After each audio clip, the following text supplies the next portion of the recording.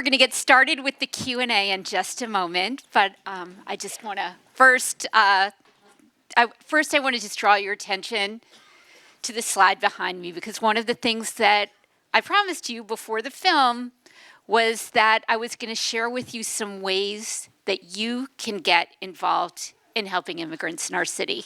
I was really struck in the film by when Ilza said, and she said this to me before, we do what we can. We do what we can. There are things we can't control. There are things that we can control. And what we all can do in this sometimes extremely difficult moment is to focus on what we can do in conjunction with the rest of our community and find ways to help. So if you get out your phone and connect through the QR code here, you'll find a lot of ways, detailed information on ways that you can get involved, and I encourage you to do that. One of the ways is to contribute to these great organizations that we heard about tonight.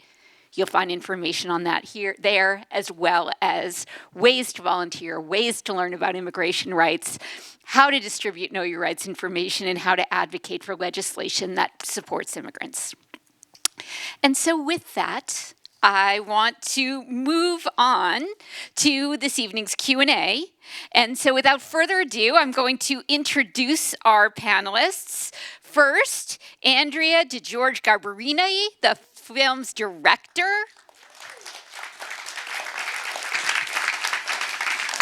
Ilza Thielmann, the director of Team TLC, New York City. Malu, the founder of Artists, Athletes, and Activists, and the co-founder of ROC, Resources, Opportunities, Community, and Connections, and our moderator, who really needs no introduction, Ruth Messinger, who asked me to share that she is the co-chair of the board of the Interfaith Center of New York. These folks are going to have a conversation, and then we're going to turn it over to all of you and give you an opportunity to ask questions. Good evening. Good evening. So I'm actually going to moderate a discussion with these people in a minute, but I'm going to interrupt myself and them from time to time to push you all to action. So let me start with a question. I'm looking for somebody. Right there, the red, no, you're looking around. You, right there, yes, whoever you are, yes. Could you just stand up and tell people what you know about when your family came here, from where, and why? Oh, my goodness. Some of our family came here in the 1890s, most of them, from Kiev, which was part of Russia then, Poland, pushed out by the pogroms and came to Boston and New York. And my grandfather had a second-grade education and worked his way up to become an accountant on Wall Street. Well, I live in Pittsburgh, and I'm the child of New Yorkers, and do a lot of advocacy work now. Okay. They were hardworking people. So that was your grandfather who came here. Okay, right? The gentleman in the beige jacket, sort of, with the gray hair. Why do people, when I'm pointing right at you, they look to see I'm talking about someone else? You! Would you raise your hand so I can... You, that's a beige jacket. Stand up. Same question. Oh, no, the one behind you. The person behind you. Excuse me, let me just bring you a microphone. Same question. So sorry. My family came from a number of different countries over the course of the 19th century. Yeah. Okay, so fine, thank you. So put up, to the extent that you know the story, there's a little bit more to this, but if it's your grandparents who came to this country, put up your hand. See, I know, because I've done this a lot. So let me be clear, me too. Let me be clear. We are second-generation Americans. Second-generation Americans. That means that the grandchildren, some of whom already exist, of the people you saw being helped in this film are also second-generation Americans. And if their grandchildren aren't born yet, they will be in the next 15 years. You're free to dispute me on this later on after the panel, but I'm going to tell you there is absolutely no difference between those individuals and their stories and you and your stories. Amen. Okay, one more thing from me first before I interview these people. Here are 5 things you can do. Meanwhile, put up your hands if you're going to a Passover Seder. Okay, so here is a responsibility which I'm giving all of you, which I expect you to carry out. At your Seder, whether you host it or not, when there is a discussion, you all know this, of the items on the Seder plate, I want something on that Seder plate, real if you have it, metaphorically if you don't, that tells the story of one of your ancestors who came here. And I charge you to tell that story to your children and your grandchildren. On my Seder plate, my maternal grandfather, uncharacteristically, that is, we've been here for a long time compared to many Jews, my maternal grandfather was born on the Lower East Side in 1882. He became the principal. That's quite a rise, the same as you heard He moved from being an immigrant who lost 2 siblings when they were young to becoming a public school teacher and a public school principal, and later on an unbelievable career. But when he was the principal of PS 20. I promise you, you have ancestors who went to PS 20. He was the principal of PS 20 on the Lower East Side. And he left school every day and walked across the street to a vacant storefront and taught English to the Yiddish-speaking parents in his school. And because he's my grandfather and a sort of extraordinary man, he wrote a book called Method and Methods in the Teaching of English, and that book is on my Seder plate. And I expect all my children and grandchildren, and you have no idea how many of those I have now, to understand this story. Okay, so that's your responsibility. Know your story and tell it at the Seder. Andrea, what inspired you to, actually the first question I think is, correctly, what inspired you to become a volunteer at TLC, and then what inspired you to make the film?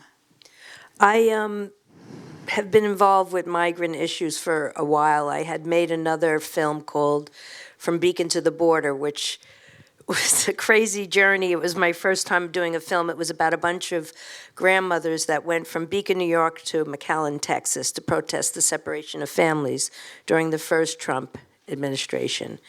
And then I just decided I wanted to keep going with this. And I got involved with Team TLC in New York. And it was very small at first. It was a dribbling of, so Beacon to the Border, it was really about, an organization was formed where we met migrants in bus stops and we helped them through the process all over the country. And Team TLC was the New York chapter, and I decided to do that. But there wasn't a lot coming in at one point. It was dribs and drabs, and I met Ilza on a Zoom, and they, they'd say, okay, go down, there's a family coming in. And I'd go down, and I live in Westchester, so it wasn't easy to get to Port Authority, but I kept going, and sometimes it was a hit and miss, and they weren't there or they were there.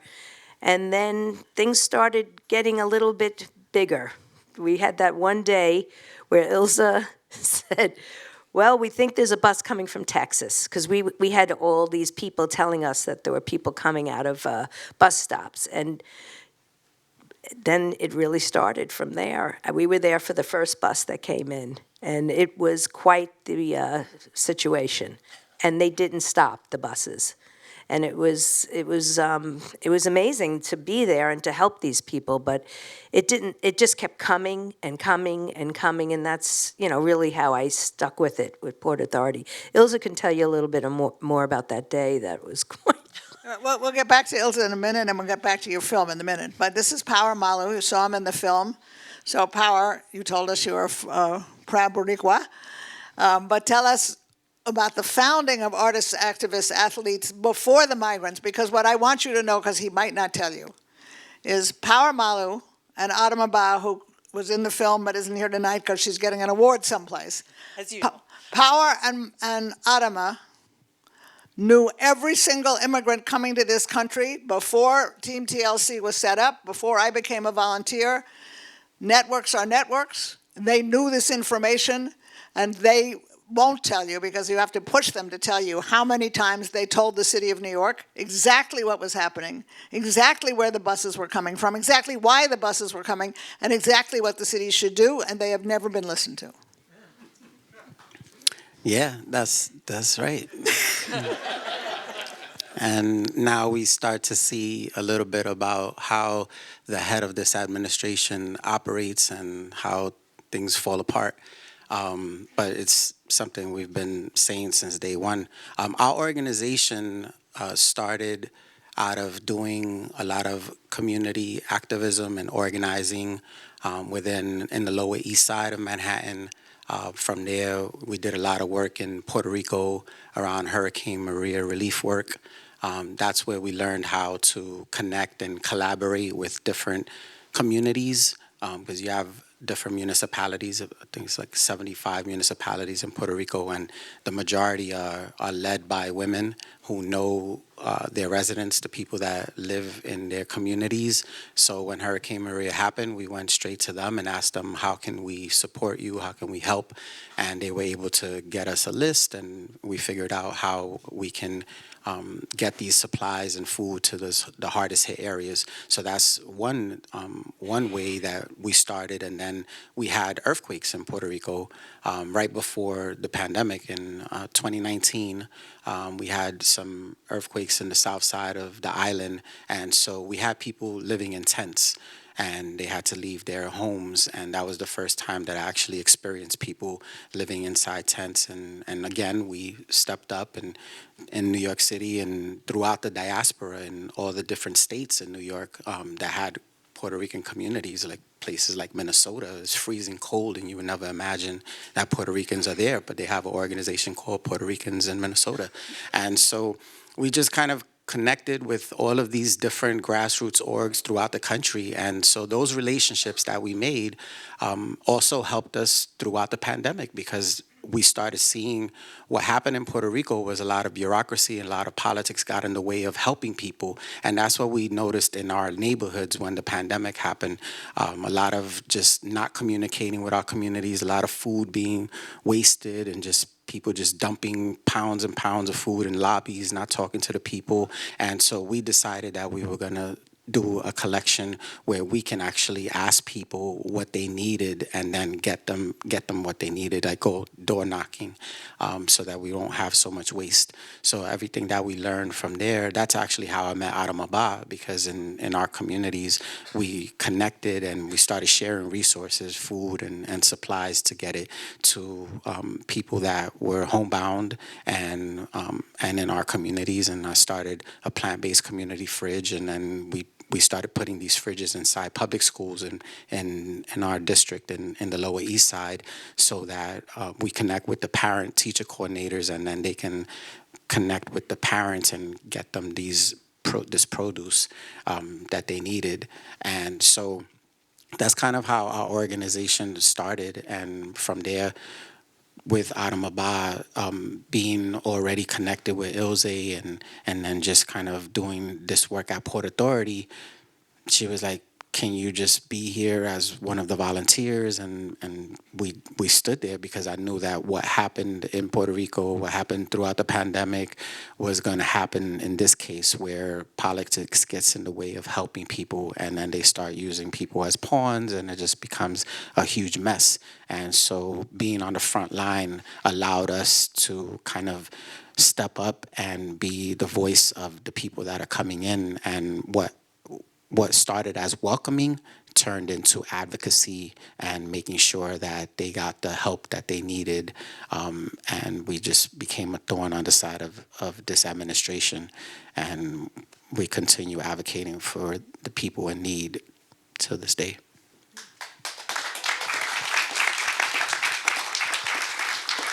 So, Ilze, you told us very briefly in the film that your family were immigrants, but it's still never been clear to any of us, like, where you came from, in the sense that you have a background as a writer, a background as a lawyer. What got you to Port Authority and then to growing this organization?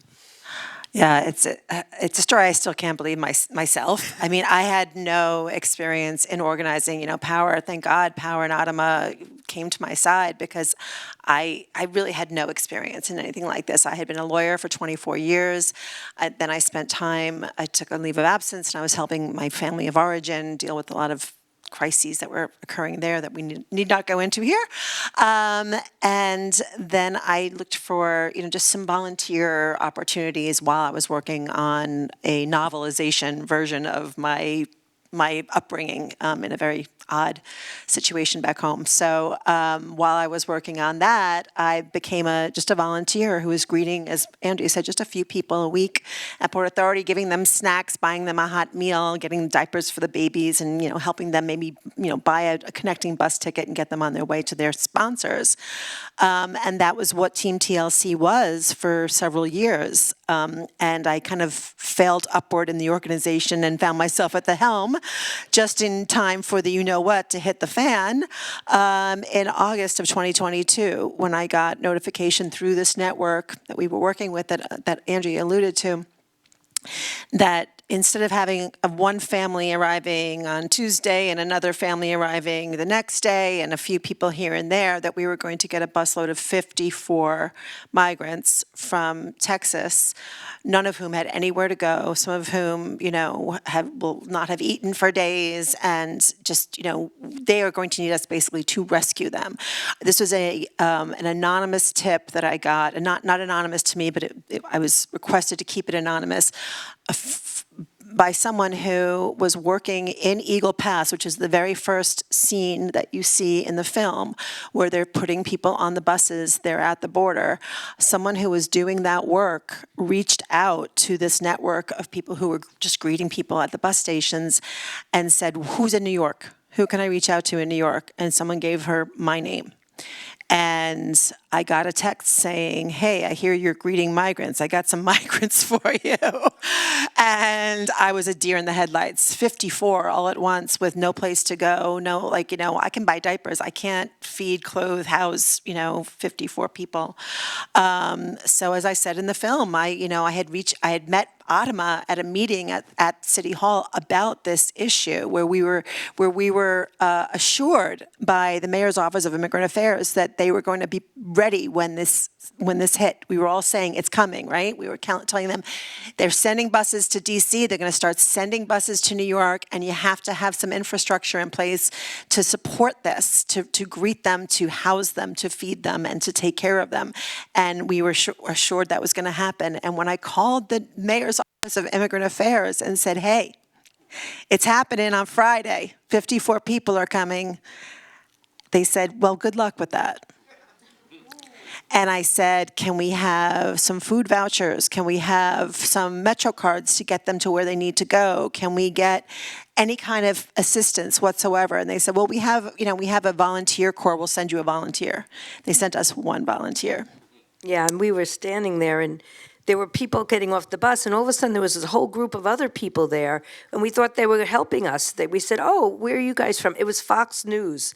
So Governor Abbott, tipped off, because they wanted to film the chaos. Right. And it was kind of comical because 54 people, Ilza says, "I have a sign up that says, Buenvenida, And I went down one escalator and didn't remember which way we were coming back up. So I said to her, I don't know where I'm going. And there's 54 people following us. She says, just go outside and come back in to Port Authority.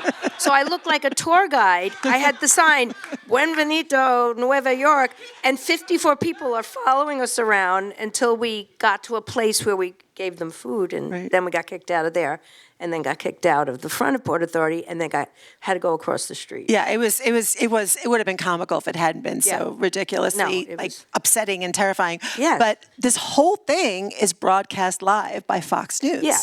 And Chaos. they're saying, "Oh, yes, wasn't chaos. 54 illegal migrants show up and the city's not ready, and there's some ladies from it was all women that were And there." he says, I don't want to say they were pre-power aggressive, days. but he said something like that because we were kind of pushing them out of the way. Yeah. And so the mayor sees it, and the mayor's office of immigrant affairs, and of course they're mortified that they've been caught flat-footed, even though I had warned them.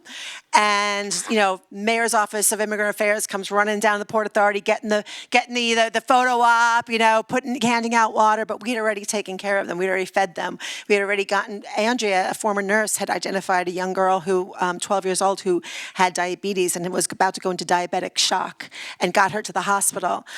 We got people onto buses to be reunited with their families in other cities. We got people in Ubers up to the shelters. It was 8 women, and we took care of these 54 people, just clockwork. We were so proud of how we had handled this.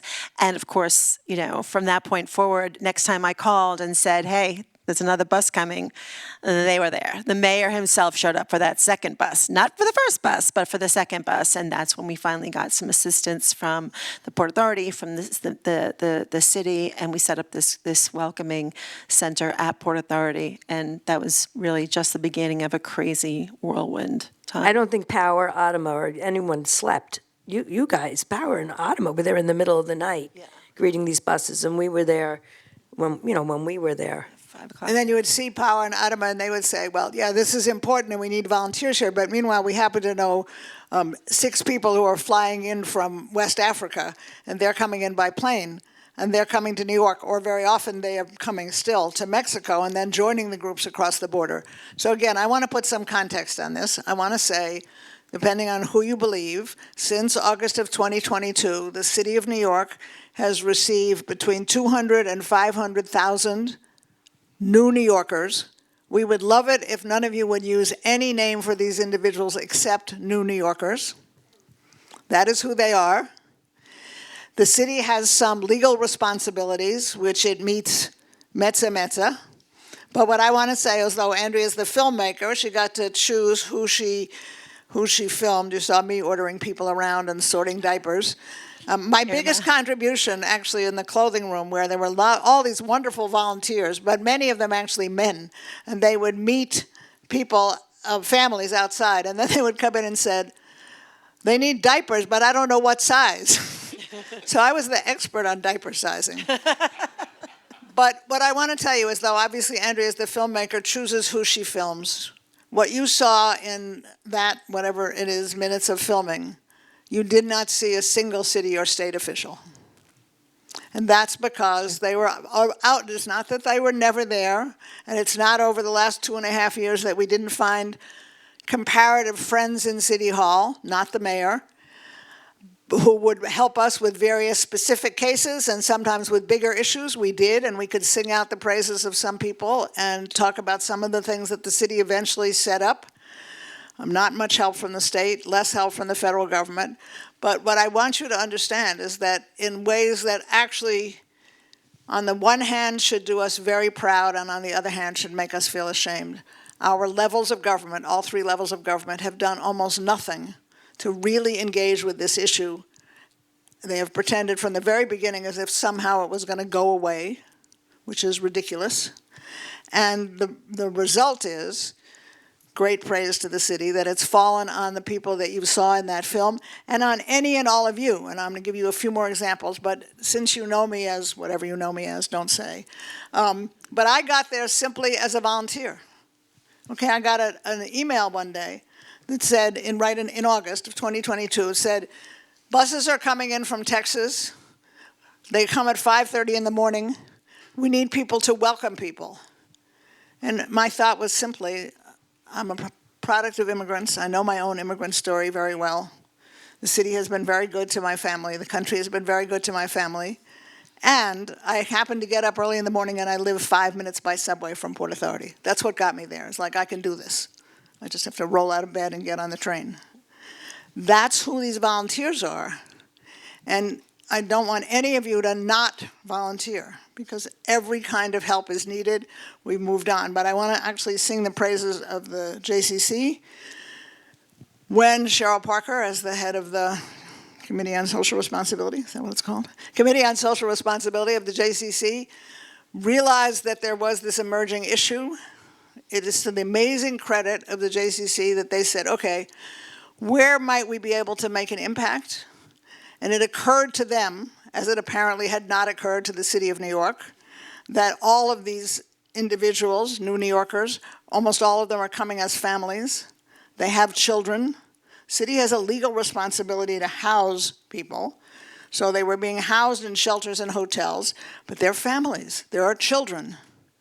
And with not great respect, sorry, the Department of Education went to the hotels and shelters and said, oh, there are 15 kids in this shelter. Oh, there are 23 kids in this hotel. They go to the local public schools, and they took them to the schools all over the city, but particularly in Manhattan and particularly in our district because of where the hotels are located. And they just said, here. Now, I don't know how many of you were public school products or public school parents a long time ago, but I'm calling on you. Don't put up your hand yet. But it is an amazing tribute to this city that the principals of these schools and the staff of these schools were like, we have no idea what to do. We have no bilingual staff. We have almost no bilingual staff. We have no social workers, but we need to welcome people. And it is the biggest tribute in the world that the parents' associations of every school in District 3 were already operating their own welcome systems, coming in with snowsuits and jackets saying these kids need clothing. And it was the genius of Cheryl and the JCC to say, and I was on the first meeting, like, we're calling each of these schools, and each of these schools, you can imagine what it's like. They're like, oh, you mean there's another school that has this problem? And that is the origin of District 3 Open Arms, done brilliantly by Cheryl and by Gina, but I just want to call out Naveed Hassan, stand up.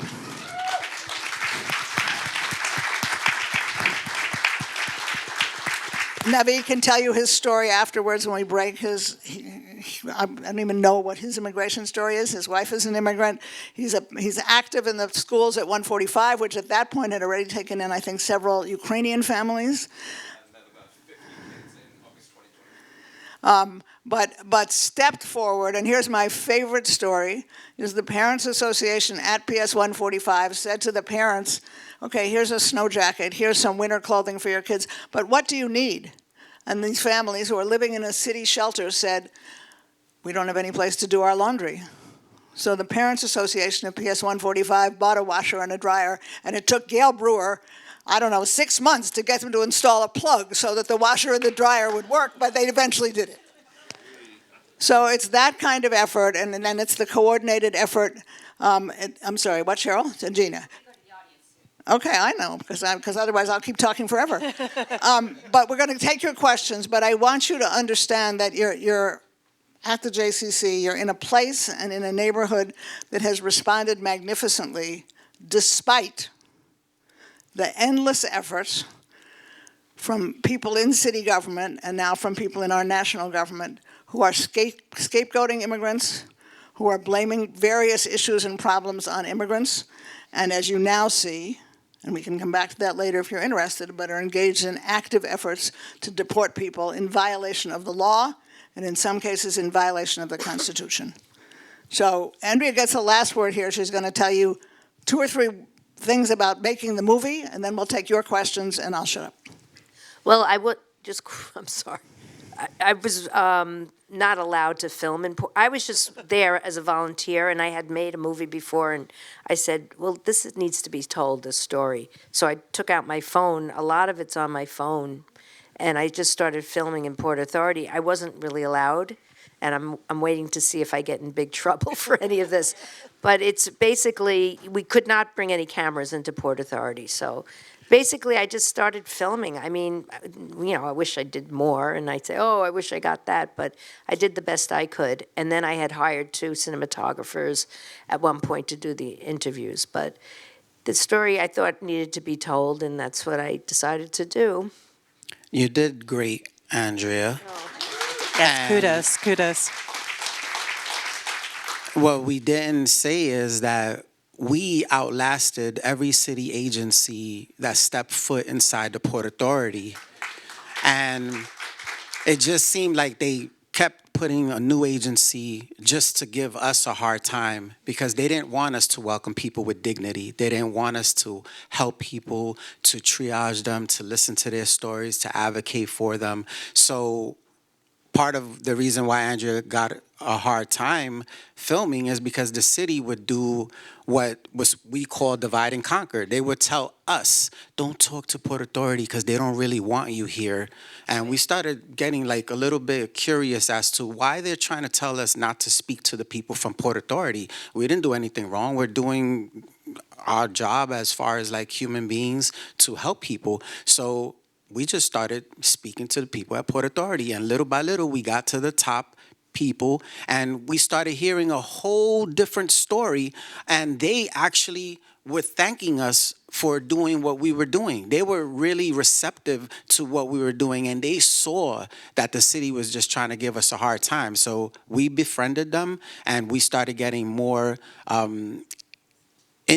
information as to what the city was doing, and basically they kept putting a new agency, and then they would try to give us like a hard time. And thankfully Ruth was able to get a room set up for the clothing and for the supplies that we would be able to hand out. The city was furious that she was able to do that. Then She had to go to the governor. Yeah, she Ruth had to went go to to the the governor governor of New York to get us that storage space that you saw with all the bins and whatnot. Yes. And thank then you. they try to take it from us. They try to claim it and say, no, but you can't use this space, or you can't use this space. And it just became a whole thing. But I say that we outlasted every city agency because we eventually got kicked out of Port Authority. We didn't get kicked out by the Port Authority. We got kicked out by the city of New York because they decided that they were going to open another welcome center, which is now the Roosevelt Hotel, and we weren't going to be invited there. But when they decided to open that in May, the buses did not stop coming. They continued to come to Port Authority. So we were there welcoming all the buses, and now they became petty, and they said, because they used to actually had a MTA shuttle bus that was provided by the governor to shuttle the people safely to the Roosevelt Hotel. They decided that they were going to be petty, and instead of working with us, they took the bus away and said, you can't use this bus anymore. So then we started having to put people in Ubers and Lyfts. Same thing at the airports. We just asked people for donations, and we wanted to make sure that we got people safely to the Welcome Center. Well, they actually changed the name from Welcome Center to the Arrival Center, or to the resource. something that it wasn't welcoming. It wasn't welcoming. Because they didn't want it to be too Not a welcoming. coincidence. Even when they in July 4th, it was July 4th that they decided to take the buses away, and they basically did not send any more city agencies or officials or National Guard. It was just out of my eye and volunteers that would just be there welcoming people at all hours of the night. And then in December, they did the executive order, which tried to tell, Texas that you can't send any more buses to New York City, which that didn't work. Luckily, we had contacts with other grassroots organizations that would let us know when the buses were arriving. So eventually, they started arriving at Penn Station. Why? Because then they would drop them in New Jersey and then put them on a train. They paid for them to get on the train to get to New York City. So the bus drivers and the people that were on the bus, the personnel, made sure that they got to New York City. So it wasn't like they were just dropping them off. They just found another way to get them to New York. And still, the city would not want to work with us. And the last thing that they said to us was, why are you guys out there so much? We're worried about your health. Why don't you just stop welcoming them, and they'll find their way to the Roosevelt Hotel. So yeah, they every inch of the way they just try to make our job more difficult. Okay, questions?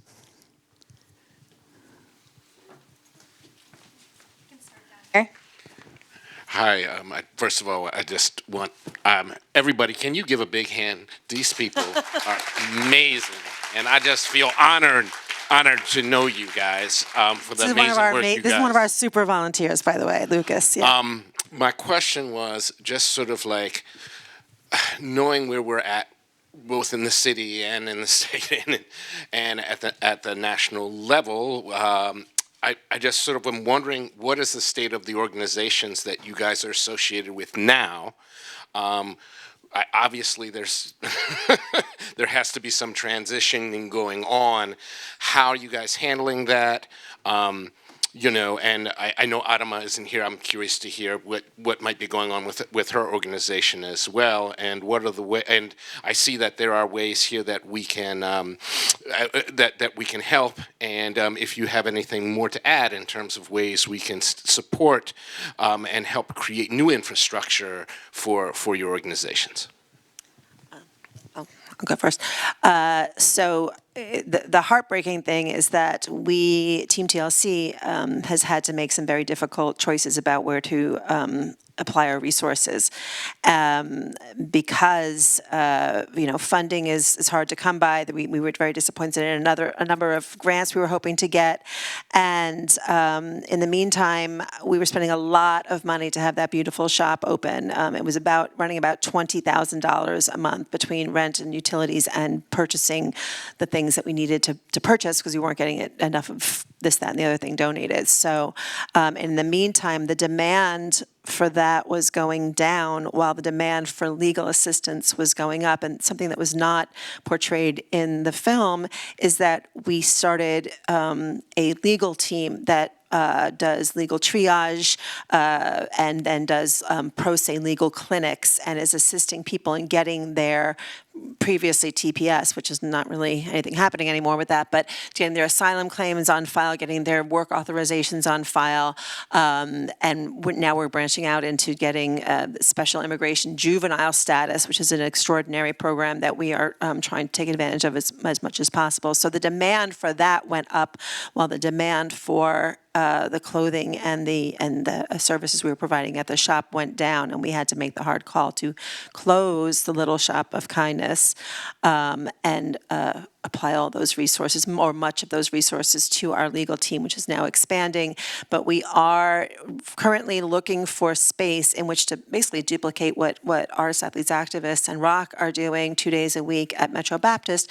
We would love to provide 2 days a week, 1 or 2 days a week at a space where we would give them, have the intake for the legal, have the intake for English classes, have intake for work training programs, continue with the legal work, continue with, we were going to be bringing mental health care, child care, just all of these things to take them from, it's been several stages. We started people just getting off the bus, get them fed, get them to the shelters. Then it was, okay, they're in the shelters, now they're coming and they need supplies, they need clothing, they need these immediate kind of physical needs. Now we're transitioning into the next phase where we're trying to get them from being dependent upon charitable organizations like ourselves to being able to support themselves and to be able to get a foothold here in their new country and in their new city and move forward as the extremely valuable members of our society that they have the potential to become. So that's where Team TLC currently finds itself. Rock, as Ilze mentioned, is resources, opportunity, community connections. Thankfully, we were able to establish that at Metro Baptist Church, which is 1 block away from Port Authority. When we didn't have a space, we were able to now have a space where we do the majority of the things that we did at Port Authority. Is we have clothing, we have a kitchen where we cook food. It's somewhat of a therapy session because people from different countries get an opportunity to cook for the first time, and sometimes months or years, and then they get to cook not only for themselves but for everyone that comes to the center for services. So we have everything from legal to health to supporting kids in school. We help people with different issues that they have at the shelter, as that has always been a case. We have great partners. Everyone that comes to the church to volunteer, they just share their skills, whatever that may be. We even started a football program, a soccer program for youth, and that was started by a 15-year-old who was the daughter of a good friend of mine who happened to play soccer and said, I have a skill, I love soccer, I would like to support, how can I support? And we started a soccer program that happens on Saturdays, and we have kids from ages 4 to 15, and now we're actually going up in age because of what Ilze mentioned is a SIDGE program, which is Special Juvenile Immigration Status, for kids that up to age 21, and they all love soccer, so they started coming to our program. So now we're expanding that. But everyone here has a skill or is connected to someone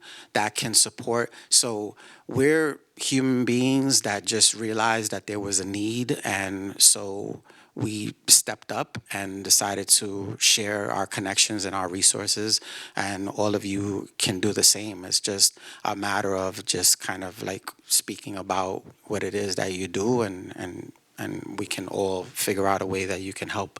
But yeah, we have, and Adama has a space in Harlem, Africana, which is the same thing, similar. She actually started receiving people's mail, so she has a mail room because the city is so incompetent that they couldn't get people their mail. So imagine us doing all of this work to get them to the point where they can receive their work authorization, they can receive their mail regarding their asylum claims, TPS, Social Security, health insurance, all these things, and they can't receive it because the city loses their mail or they move them from shelter to shelter. So when they go to ask for their mail, it's no longer in that space. So Adama started doing, having a mail room in her office, and that's one of the big successful programs that she has going on. But we continue to pivot and try to lead by example. And as Ruth said, there are some good people in city government that try to help us on the back end and on the low. It should never be that way,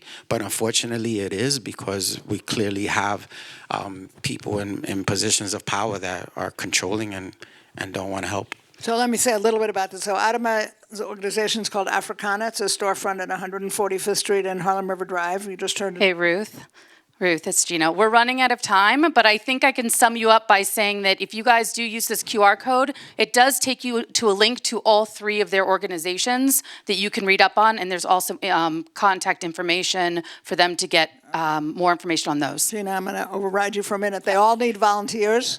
They all need money. They all need volunteers. There are pro se clinics already in several synagogues on the West Side. Basically, if you're here, there's no excuse for not finding a way to contribute or support personally or with a check. And I just want to make another point. We're all talking about working papers. You live in a city that has a desperate need for entry-level labor in the construction industry, the hospital and home health care industry, and the food industry. If you don't need to put up your hands for this one, if you have food delivered, takeout food delivered, I'll bet you 100 to 1 that your food is being delivered by a new New Yorker who is sharing an e-bike and sharing an order slip. So these people are there earning money, looking for ways to make their earnings legal and join the workforce and Pay taxes. And pay taxes, And pay one into your step Social further, Security. and pay my Social Security.